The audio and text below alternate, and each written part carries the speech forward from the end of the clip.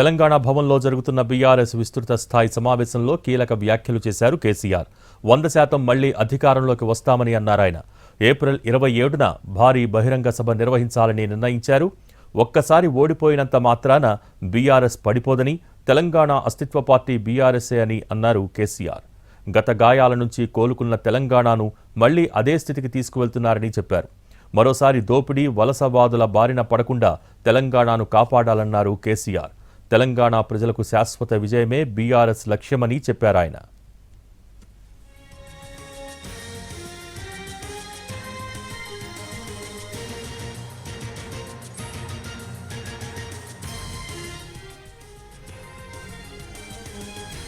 Party silver Jubilee వేడుకలను ఘనంగా నిర్వహించాలని సూచించారు కేసీఆర్.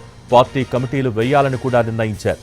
కమిటీలకు ఇన్ఛార్జిగా హరీష్ రావుకు బాధ్యతలు అప్పగించారు. ఏప్రిల్ 10 నుంచి బీఆర్ఎస్ పార్టీ సభ్యత్వ నమోదు కార్యక్రమం ప్రారంభిస్తామని, ప్రతి జిల్లా కేంద్రంలో సభ్యత్వ నమోదు జరగాలని అన్నారు.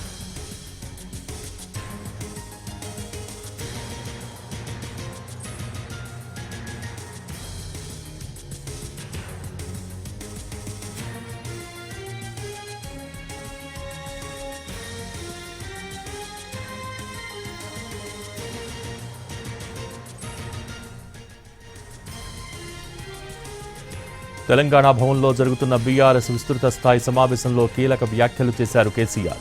తెలంగాణలో ఉప ఎన్నికలు రావటం ఖాయమని, బై ఎలక్షన్స్లో బీఆర్ఎస్ సత్తా చాటాలని పార్టీ శ్రేణులకు దిశానిర్దేశం చేశారు. 100% మళ్లీ అధికారంలోకి వస్తామని అన్నారాయన. ఏప్రిల్ 27న భారీ బహిరంగ సభ నిర్వహించాలని నిర్ణయించారు. ఒక్కసారి ఓడిపోయినంత మాత్రాన బీఆర్ఎస్ పడిపోదని, తెలంగాణ అస్తిత్వ పార్టీ బీఆర్ఎస్ఏ అని అన్నారు కేసీఆర్. గత గాయాల నుంచి కోలుకున్న తెలంగాణను మళ్లీ అదే స్థితికి తీసుకువెళ్తున్నారని చెప్పారు. మరోసారి దోపిడీ, వలసవాదుల బారిన పడకుండా తెలంగాణను కాపాడాలన్నారు కేసీఆర్.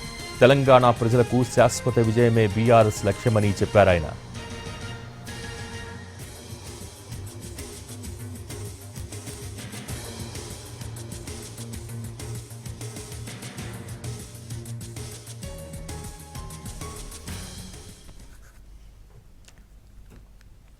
తెలంగాణ భవన్లో జరుగుతున్న బీఆర్ఎస్ విస్తృత స్థాయి సమావేశంలో కీలక వ్యాఖ్యలు చేశారు కేసీఆర్. దీనికి సంబంధించి పూర్తి details NTV Telangana input editor Donthu Ramesh telephone లైన్లో అందించడానికి సిద్ధంగా ఉన్నారు. రమేష్, సమావేశంలో కీలక వ్యాఖ్యలు చేశారు కదా కేసీఆర్. తెలంగాణలో ఉప ఎన్నికలు రావడం ఖాయమంటూ ఉన్నారు. సో ఏంటి ఈ వ్యాఖ్యల పూర్తి సారాంశం ఏంటి?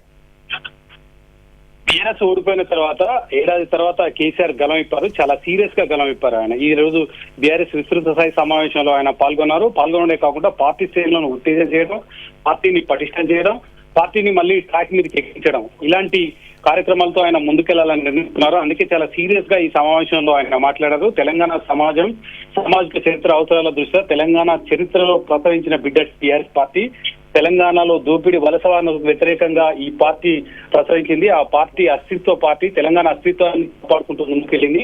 ఈ నేపథ్యంలో ఆ పార్టీకి సంబంధించి ఆ పార్టీని రక్షించుకోవాల్సిన బాధ్యత మీ మీద ఉంది. ఆ పార్టీని రక్షించుకోవడానికి ఎటువంటి ప్రయత్నాలు చేయాలి, ఆ ప్రయత్నాలు ఏ విధంగా ఉండాలి, పార్టీ ఒక్కసారి ఓడిపోయినంత మాత్రాన ఇంకా ఏమీ జరగలేదు, ఒక్క ఓటమి ఆ పార్టీని కుంగదీసే ప్రసక్తే లేదు. దానికోసం పోరాటం చేయాల్సిన అవసరం ఉంది.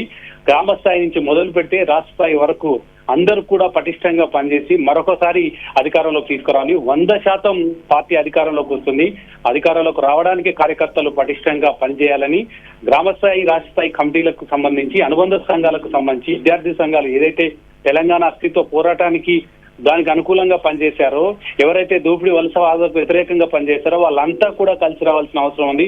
వాళ్ళందరూ కలిసి రావాలంటే ముందుగా విద్యార్థి సంఘాలు, మహిళా సంఘాలు, యువజన సంఘం, అదేవిధంగా పార్టీకి సంబంధించిన కీలకమైన పార్టీ అంతా కూడా పటిష్టంగా కోఆర్డినేషన్ తో పనిచేయాలంటే సీనియర్ నేతలతో ఒక సబ్ కమిటీ వేయాలి. ఈ కమిటీలకు వేయడానికి హరీష్ రావుకు బాధ్యతలు అప్పగించారు. హరీష్ రావు కమిటీలను మొత్తాన్ని కూడా ఆయన పర్యవేక్షించడానికి బాధ్యతలు అప్పగిస్తూ సీనియర్ నేతలతో ఒక సబ్ కమిటీలు కూడా అనుబంధ పటిష్టం చేయడానికి ఏ విధంగా చేయాలన్న అంశానికి సంబంధించి సబ్ కమిటీలు కూడా వేయాలని నిర్ణయించారు. ప్రధానంగా ఆయన బీఆర్ఎస్ పార్టీ అంతకుముందు టీఆర్ఎస్కి ఉన్న పార్టీ మొదటి నుంచి కూడా తెలంగాణలో ఆ పార్టీ స్థాపించిన తర్వాత తెలంగాణ వచ్చే వరకు కూడా ఎన్నికలను ఆయుధంగా మలుచుకున్నారు. ఎప్పుడైతే ఉప ఎన్నికలు జరిగినా లేదా ఎవరైనా సవాల్ వేస్తే రాజీనామాలు చేయడం, ఆ సవాల్కు అనుగుణంగా మళ్ళీ ఎన్నికల్లో పాల్గొనడం, ఆ ఎన్నికల్లో సత్తా చూపించి ప్రజల్లోకి ఉద్యమ స్ఫూర్తిని తీసుకురావడానికి కేసీఆర్ ప్రయత్నం చేశారు.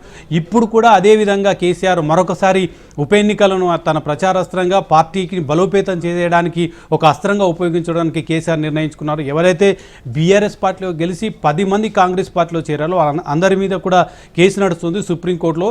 రేపో ఎల్లుండో ఆ కేసు కూడా ఒక కొలిక్కి వచ్చే అవకాశం ఉంది. ఖచ్చితంగా ఉప ఎన్నికలు వచ్చి తీరుతాయి.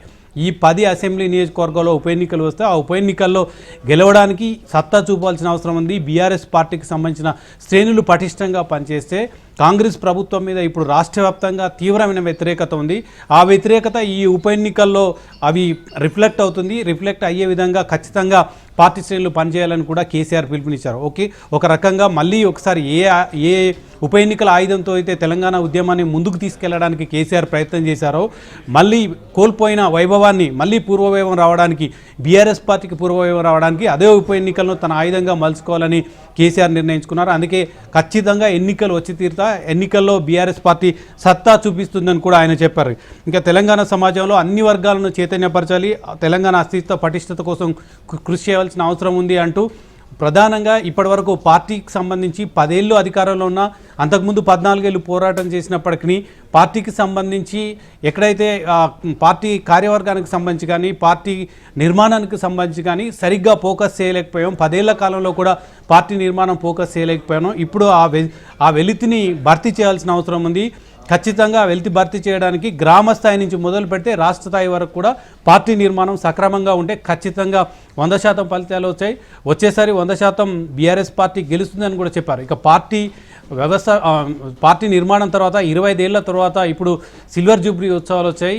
27న భారీ బహిరంగ సభ హైదరాబాదులో పెట్టడం ద్వారా ఇప్పటికే కాంగ్రెస్ ప్రభుత్వం ఉన్న వ్యతిరేకత, 6 గ్యారెంటీలకు సంబంధించి అమలు చేయలేని పరిస్థితి, కేసీఆర్ మళ్ళీ రావాలని రాష్ట్రమంతా కోరుకుంటుందని కేసీఆర్ చెప్తూనే బీఆర్ఎస్ పార్టీ మళ్ళీ అధికారంలోకి వస్తే తమ ఆశయాలు నెరవేరుతాయని ప్రజల్లో ఒక భావన ఉంది.